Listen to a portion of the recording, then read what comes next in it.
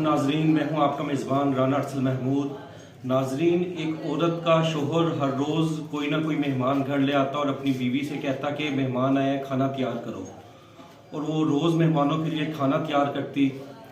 تو ایک دن وہ اس روز کے مہمانوں سے اور کھانے تیار کرنے سے معمول سے تنگ آ گئی۔ تنگ آ کر وہ حضور اکرم صلی اللہ علیہ وسلم کی خدمت میں حاضر ہوئی اور عرض کی، اے اللہ کے نبی، میرا شوہر روز ہی مہمان لے آتا ہے اور میں اب کھانے بنا کر ان کے لیے تنگ آ گئی ہوں۔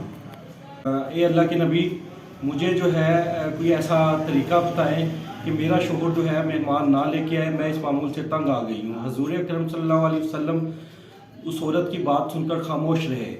وہ عورت حضور اکرم صلی اللہ علیہ وسلم کو خاموش دیکھ کر چلی گئی۔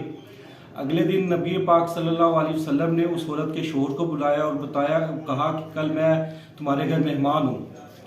تو وہ شخص گھر گیا اور اپنی بیوی سے بولا کہ کل جو ہے نبی پاک صلی اللہ علیہ وسلم ہمارے مہمان ہیں اور ان کے کھانے کا انتظام کرو۔ وہ عورت بڑی خوش ہو کر کھانے کا اہتمام کرنے لگی۔ اگلے دن جب اس مقررہ وقت پر حضور اکرم صلی اللہ علیہ وسلم اس کے گھر گئے، تشریف لے کر گئے، تو انہوں نے اس شخص سے کہا کہ جب میں کھانا کھا کر واپس جانے لگوں تو اپنی بیوی سے کہنا کہ واپس جاتے ہوئے، گھر سے نکلتے ہوئے مجھے دیکھے۔ تو جب نبی اکرم صلی اللہ علیہ وسلم واپس تشریف لے کر گئے تو اس عورت نے جب دیکھا تو نبی اکرم صلی اللہ علیہ وسلم کے پیچھے سام، بچھو اور کیڑے مکوڑے تھے۔ وہ یہ سین دیکھ کر، یہ ماحول دیکھ کر بے ہوش ہو گئی۔ اگلے دن وہ عورت بھی نبی اکرم صلی اللہ علیہ وسلم کی خدمت میں حاضر ہوئی اور پوچھا کہ حضور اکرم صلی اللہ علیہ وسلم، اے اللہ کے نبی، یہ کیا ماجرا ہے؟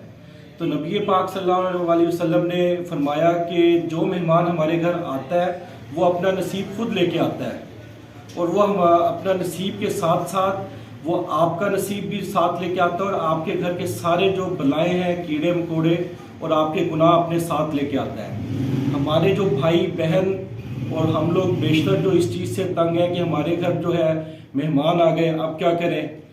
تو یہ چیز غلط ہے، اور یہ کئی جگہ پہ ہم نے بھی دیکھا ہے کہ جو بھی مہمان آئے وہ اپنا نصیب لے کے آئے۔ جس شخص کا ہاتھ مہمانوں کے ساتھ ان کے کھلانے پلانے میں ہاتھ کھلا ہوگا، اللہ تعالیٰ اس کے رزق میں بھی برکت دیتا ہے، اور اس شخص کے اور اس کے گھر کی جو ساری مصیبتیں، بلائیں اور گناہ جو ہے اس کے بدلے میں معاف فرما دیتا ہے۔